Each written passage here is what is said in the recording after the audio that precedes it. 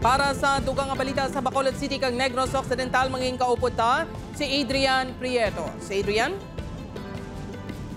Madamong salamat Kapuso Jerth, mga puso. Certificate of Candidacy naman sa mapadalagan sa pagka-alkalde sa Himamaylan City, Negros Occidental. Intuyong ang ngamon sa duha ka mga lalaki. Insidente nakuhaan sa media.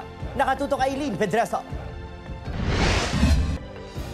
Pasado las 9 kahapon sang aga, October 8, nagpadulong sa Comelec Himamaylan City sa Negros Occidental ang kampo ni Engineer Vicente Hinova agud mag-file sa Certificate of Candidacy sa pagka-alkalde.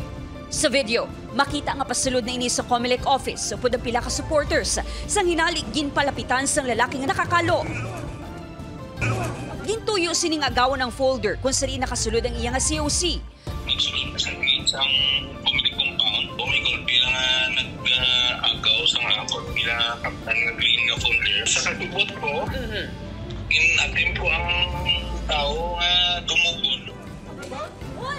Makita nga nagpugusay pa ang duha, kaghana nga magbulig ang isa pa ka lalaki nga upod sini. Apang wala na matigayon matapos sila ginsita sa kaupdanan ni Hinova. Makita nga banasig nga nagdalaga ng duha palayo sa lugar. Natigayon man nga maka-file sa COC ang tagreklamo.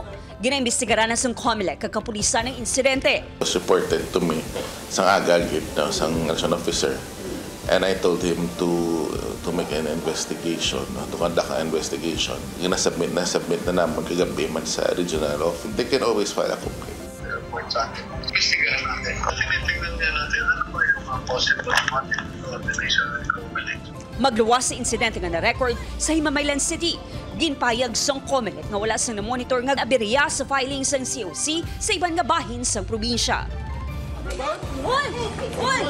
Upod kay Ruel Banggoy, Aileen Pedraso, One Western Visayas.